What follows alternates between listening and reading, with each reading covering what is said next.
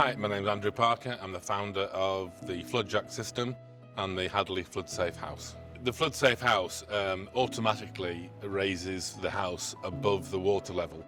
No matter what the onset or speed of water coming in, it adjusts itself and then stays about 150 millimetres above the water as it goes up and down. So it just follows the water line, so it doesn't go up 1.5 or 2 metres and stays there, because it'd be vulnerable then to wind and other objects hitting it. We subjected it to impact tests of 40 miles an hour, logs hitting it, waves, 1.5 metre waves, and winds up to 40-50 miles an hour to ensure that it's stable. I didn't really understand how to get help for the next phase of our development, and I saw the marketing for the Flood Innovation Centre, and I called up Pip, and she put me in touch with Hyatt, and we started the process because we didn't really understand the social and economic impact. It made me look at it in a very different way. Would people want to live in the house during a flood, and understanding why people would want to live in the house during a flood rather than escape danger.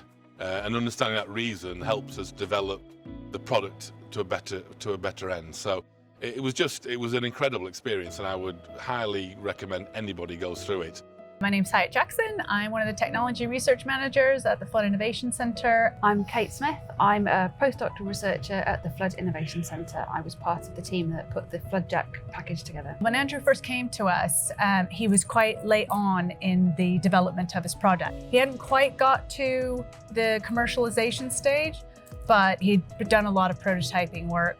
What he didn't really understand, and he was getting asked an awful lot of questions about, was the social and ethical impacts for the end user, for the communities, and also sort of just within sort of trying to get planning permission for his project. That's where we started, really, from a point of view of how do you make a house that does this feel and look like a normal house. We also did quite a lot of work with local planning authorities, just establishing kind of the boundaries around what the planning system currently will allow. UK planning law is quite conservative with a small c, just because we're trying to look after the environment, we're trying to keep things looking the way that we want them to look. The flip side of that is that when you've got an innovation, it can be really difficult to get that out there into the marketplace and make it a commercial solution. We did a lot of mapping, identifying all the different stakeholders that would need to be informed and consulted, and the steps that you'd have to go to get it taken seriously by a county council planning board. The final piece of that picture was some work that I did, turning the social benefit, the social value of this kind of innovative housing solution into a kind of return on pounds invested. We forecast that for every pound invested in a housing estate using the Flood Safe House, you would deliver over £1.80 of social value, so it would deliver a clear social benefit.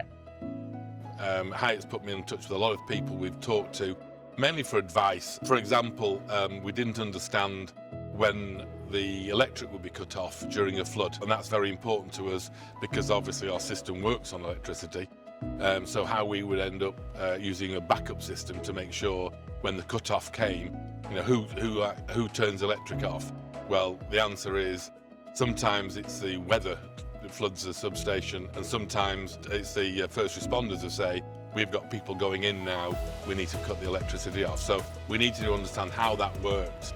And so that was very, very interesting for us. And there's lots of examples like that throughout the process of things that we thought we knew, but really without talking to these people who we probably never have got in front of unless it was for the Innovation Centre.